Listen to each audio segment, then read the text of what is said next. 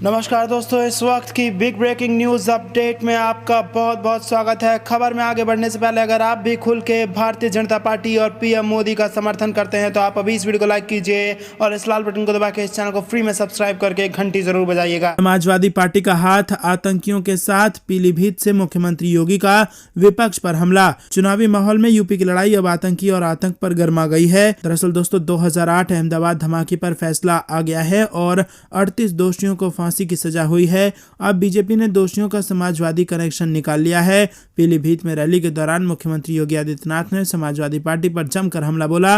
मुख्यमंत्री योगी ने कहा कि पिछली सरकार में माफिया राज था। सपा पर निशाना साधते हुए मुख्यमंत्री ने कहा कि समाजवादी पार्टी का हाथ आतंकियों के साथ है। समाजवादी पार्टी ने आतंकियों के मुकदमे वापस ले लिए। दोस्तों रुक करते हैं अगली बड़ी खबर की तरफ। पीलीभीत में वोटरों से योगी की अपील, देश और प्रदेश की सुरक्षा करने के लिए भाजपा को दे वोट। जहां दोस्तों यूपी विधानसभा चुनाव 2022 के मद्देनजर सूबे के मुख्यमंत्री योगी आदित्यनाथ पीलीभीत पहुंचे हुए हैं। मुख्यमंत्री ने यहां पूरनपुर में जनसभा को संबोधित करते हुए विपक्ष पर जमकर जुबानी हमला बोला है। उन्होंने कहा कि पिछली सरकारों के राज में अन्नदाता आत्महत्या से मरते थे, गरीब भूख से मरते थे, जंगल राज था, अपराधियों ने सत्ता पर कब्जा कर लिया था और हिस्ट्री शीटरों द्वारा पुलिस स्टेशन चलाए जाते थे। मुख्यमंत्री योगी ने कहा कि पूर्व की सरकारों में व्यापारियों को बर्बाद कर दिया गया था, युवा बेरोजगार थे। वहीं दोस्तों आपको बता दें कि मुख्यमंत्री योगी आदित्यनाथ ने कहा कि 2017 के पहले की सरकार ने दर्जनों आतंकियों की पैरवी की थी। भाजपा की सरकार में राम मंदिर का निर्माण हो रहा है। ऐसा इसलिए संभव हो सका है क्योंकि पीलीभीत की चारों विधानसभा सीट पर भाजपा को जीत मिली। इसीलिए देश और प्रदेश को सुरक्षित करने के लिए भाजपा को ही वोट दें। रुक करते हैं अगली बड़ी खबर की तरफ, जो कि पंजाब से आ रही है। वोटिंग से एक दिन पहले मुश्किलों में घिरे नवजोत सिंह सिद्धू, डीएसपी ने दर्ज कराया मानहानि का केस। जी हाँ दोस्तों, पंजाब विधानसभा चुनाव की 117 सीटों पर मतदान होना है। अमृतसर ईस्ट सीट पर चुनाव लड़ रहे पंजाब कांग्रेस प्रमुख नवजोत सिंह सिद्धू मतदान से ठीक एक दिन पहले मुसीबत में आ घिरे हैं। दरअसल सिद्धू के खिलाफ चंडीगढ़ के डीएसपी ने क्रिमिनल मानहानि का केस दर्ज कराया है। जानकारी के मुताबिक चंडीगढ़ के डीएसपी दिलचेर सिंह चंदेल ने सिद्धू के खिलाफ मुख्य न्यायिक मजिस्ट्रेट की अदालत में क्रिमिनल मानहानि याचिका दायर की है। डीएसपी ने कहा कि साल 2021 में एक रैली के दौरान पुलिस के खिलाफ अपनी टिप्पणियों के लिए बिना शर्त माफी मांगने में सिद्धू विफल रहे। साल 2021 दिसंबर के महीने में पंजाब के पूर्व मंत्री अश्विनी सेखड़ी की रैली में पहुंचे सिद्धू ने पंजाब पुलिस का जमकर मजाक उड़ाया था। दोस्तों रुक करते हैं अगली बड़ी खबर की तरफ। देश ने पार किया 175 करोड़ वैक्सीन डोज लगाने का ऐतिहासिक आंकड़ा। स्वास्थ्य मंत्रालय बोला, नया भारत नया कीर्तिमान। जी हाँ दोस्तों, देश में कोरोना की तीसरी लहर की रफ्तार कम होने के साथ ही वैक्सीनेशन की रफ्तार बढ़ गई है। दरअसल केंद्रीय स्वास्थ्य मंत्री मनसुख मांडविया ने अपने एक हालिया ट्वीट में बताया कि देश ने 175 करोड़ कोरोना वैक्सीन डोज लगाने का ऐतिहासिक आंकड़ा पार कर लिया है। उन्होंने कहा कि नया भारत नए कीर्तिमान, देश ने 175 करोड़ कोरोना वैक्सीन डोज लगाने का आंकड़ा कर लिया है पार। वहीं भारत ने अपनी कुल वयस्क आबादी के 80% लोगों को कोरोना वैक्सीन की दोनों डोज लगा दी है। और इस संबंध में केंद्रीय स्वास्थ्य मंत्री मनसुख मांडविया ने बयान जारी करते हुए जानकारी दी। रुक करते हैं अगली बड़ी खबर की तरफ। जर्मनी के विदेश मंत्री एनालेना बेरबाक से मिले एस जयशंकर। इंडो पैसिफिक और यूक्रेन संकट पर दोनों के बीच हुई चर्चा। जी हाँ दोस्तों, जर्मनी के साथ अपने रिश्ते सुधारने के लिए भारत एक नई कोशिश कर रहा है। इसी के मद्देनजर जर्मनी दौरे पर गए विदेश मंत्री डॉक्टर एस जयशंकर ने जर्मनी के विदेश मंत्री एनालेना बेरबाक से आज मुलाकात की। आपको बता दें, जयशंकर ने ट्वीट कर बताया कि उन्होंने जलवायु परिवर्तन और सस्टेनेबल डेवलपमेंट गोल, द्विपक्षीय और वैश्विक स्तर पर जर्मनी की विदेश मंत्री से बात की। उन्होंने बताया कि इस दौरान उन्होंने अफगानिस्तान, इंडो पैसिफिक और यूक्रेन संकट पर भी चर्चा की। बता दें कि विदेश मंत्री एस जयशंकर अपने 6 दिवसीय जर्मनी व फ्रांस दौरे पर हैं। वो 23 फरवरी तक विदेश यात्रा पर रहेंगे और कई महत्वपूर्ण कार्यक्रमों में हिस्सा लेंगे। जर्मनी में वो म्यूनिख सुरक्षा सम्मेलन में भाग लेने वाले हैं और इस दौरान वो विदेश मंत्री व अन्य नेताओं के साथ द्विपक्षीय वार्ता भी करेंगे। दोस्तों रुक करते हैं अगली बड़ी खबर की तरफ, जो कि मौसम विभाग से आ रही है। तेज हवाओं से बदलेगा दिल्ली का मौसम, कई राज्यों में है बारिश की भारी संभावना। जी हाँ दोस्तों, वेदर रिपोर्ट आ चुकी है और यहाँ पर मौसम विभाग ने दिल्ली में तेज हवाएं चलने की संभावना जताई है।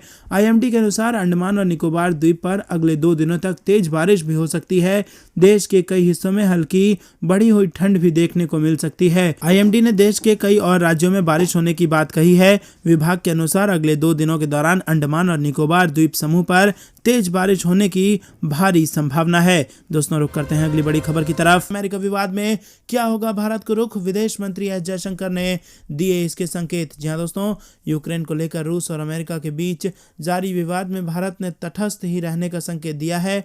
मौजूदा व दीर्घकालिक हितों को देखते हुए अभी भारत के लिए अमेरिका व रूस दोनों की जरूरत है। ऐसे में भारत किसी भी एक देश पर अभी दाव लगाने से बचने की रणनीति भारत ने अपना रखी है। कूटनीतिक स्तर पर भारत अमेरिका व रूस के साथ लगातार संपर्क में है और दोनों देशों को अपनी स्थिति साफ तौर पर बता रहा है। इसी बीच भारत यूक्रेन प्रकरण में यूरोपीय देशों की अहमियत को देखते हुए उनके साथ भी लगातार संपर्क बनाकर रखे हुए है। विदेश मंत्री देर रात 5 दिनों की यात्रा पर जर्मनी व फ्रांस के लिए रवाना हो रहे हैं, जहां उनकी दूसरे यूरोपीय देश के विदेश मंत्रियों के साथ वार्ता होगी। उधर संयुक्त राष्ट्र सुरक्षा परिषद में भारत ने पिछले कुछ घंटों के भीतर परिचर्चा में हिस्सा लेते हुए 2 बार अपने पक्ष सामने रखे हैं।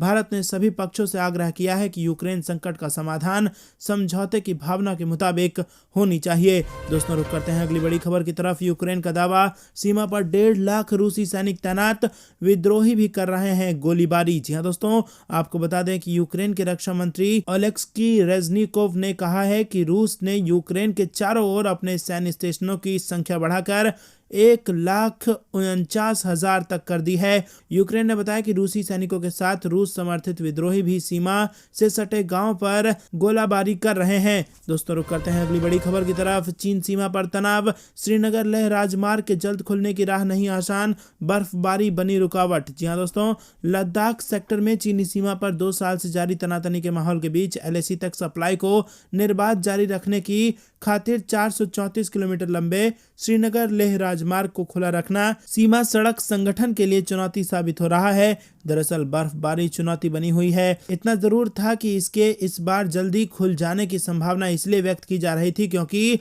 इस राजमार्ग पर इस बार उतनी बर्फबारी नहीं हुई है जितने पिछले साल हुई थी। BRO के बीकन संगठन के अनुसार इस राजमार्ग से बर्फ हटाने का कार्य पूरी तेजी से जारी है। रुक करते हैं अगली बड़ी खबर की तरफ। प्रयागराज में 24 फरवरी को आ सकते हैं प्रधानमंत्री नरेंद्र मोदी। उत्तर प्रदेश की चुनाव से बड़ी खबर, प्रयागराज की 12 विधानसभा क्षेत्र के लिए 27 फरवरी को मतदान होगा, लेकिन चुनाव शोर अभी पूरे शबाब पर नहीं है। बड़े नेताओं की रैलियां एवं सभाओं का भी इंतजार है, लेकिन 21 फरवरी से ये चुप्पी टूटने जा रही है। ये चुनावी शोर 25 फरवरी की शाम को प्रचार थमने तक बरकरार रहेगा। बड़े नेताओं की बात करें तो भाजपा प्रत्याशियों के प्रचार के लिए केंद्रीय मंत्री नितिन गडकरी समेत अन्य नेता आए हैं।